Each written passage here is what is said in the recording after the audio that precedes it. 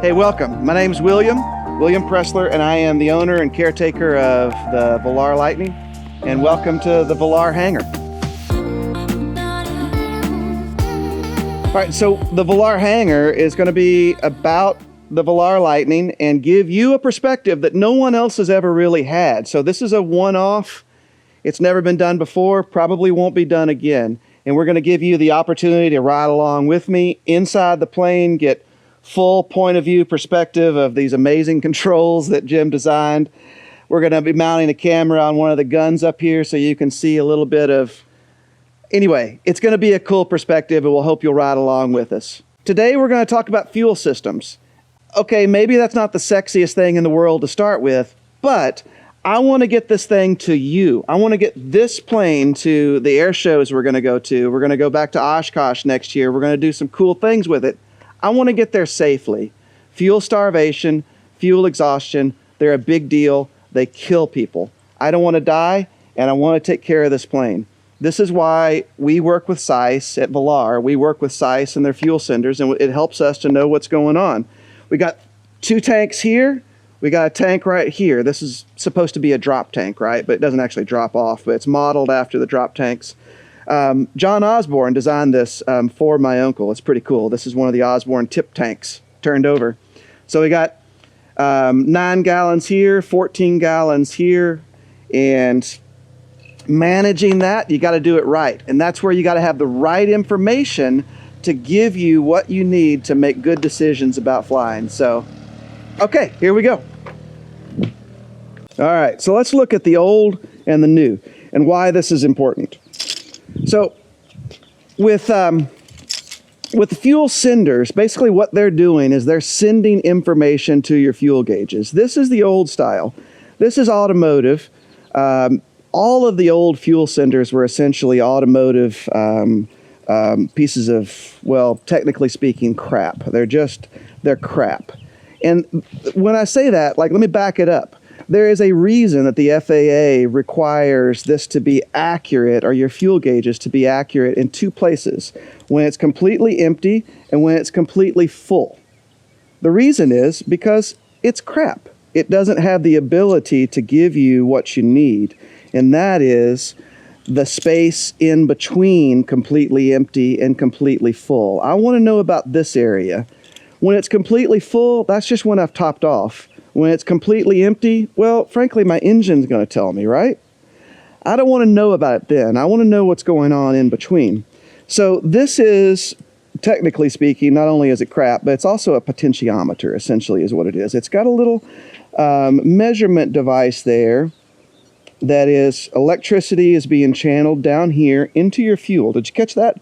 Electricity is going down into your fuel tank, into your fuel, and the amount of resistance that's generated here in this little potentiometer is then sent back to your, it's a sender. It sends that information back to the gauge, the old style gauges inside your plane.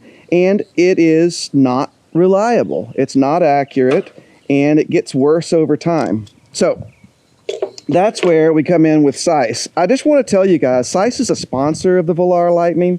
They really like this. They bent over backwards to help. They always do. They're fantastic people, and they're great to work with. And, you know, it doesn't matter. I would have bought these anyway, because I don't own or fly regularly an aircraft that doesn't have CIES fuel senders in it, because I aspire anyway to always be operating to professional pilot standards. Believe me, I'm not perfect at that, but I do try.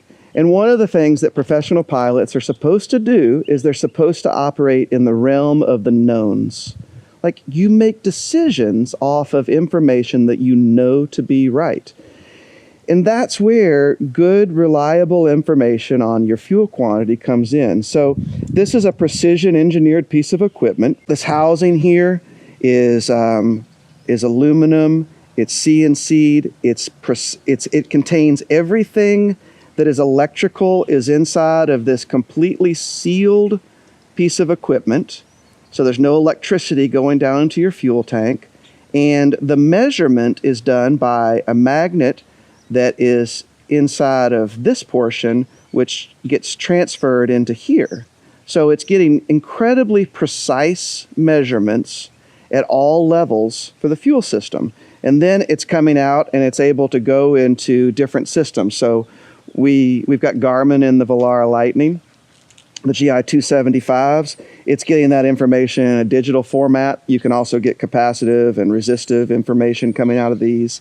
There's a lot of different fuel gauge systems that you can use with CIES, and they're all going to be accurate and they're all going to be right. And that's what I'm looking for. So let's talk about why we always recommend CIES to people when they're upgrading their avionics systems, even though this isn't necessarily the sexiest topic out there. So when you do this, now you're going to have accurate information on your gauges. And with EIS systems, engine information systems, you're going to have good information going for from the engines. Inside of each engine, there's going to be a fuel flow sensor that is gathering exactly how much fuel is flowing into your engine at any given point.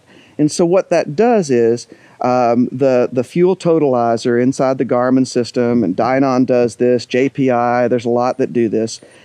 Basically, it's saying how much fuel has been burned on this engine startup until it's been shut down. It's a garbage in, garbage out system. Let's be clear. If you don't tell it the right amount to start with, or if you make some error in there, or you think the guy that fueled you put up to the tabs, but he actually didn't, or he put it up to the top and he actually didn't, you don't know exactly. So when I'm flying the Volar Lightning or any aircraft, I want to see a match between what the Garmin fuel totalizer tells me I should have on board and what the CIES and Garmin system are telling me I do have on board. So when those two numbers match, I'm operating in the realm of the knowns. I know that I can operate the aircraft to reach you at wings over Houston, for example, or taking it back up to Oshkosh, or any of these flights that are really stretching the onboard capacity of the aircraft. So if you don't do that, what you're going to wind up with is fear, uncertainty, and doubt, and anxiety in the flight. And that's what we want to avoid as pilots. We want to feel good when we're flying, right? And so at Volar Avionics and Restorations, whenever somebody brings their plane in here, we're going to talk to them about ways to make their flight safer, more enjoyable, and just a better experience all around. And that's where something like good fuel management really comes in. So again, this channel is going to be all about the Volar Lightning and what we've done with it, and we hope to share with you some things that are exciting and cool. And please do come back and see some of the cool things that we're going to be doing from point of view perspective and in flight. We're going to be mounting on some cameras to the guns here. And I don't know, it's going to be a great time. If you have any suggestions or anything like that, please let us know. We're excited about it. And hey, thanks for watching.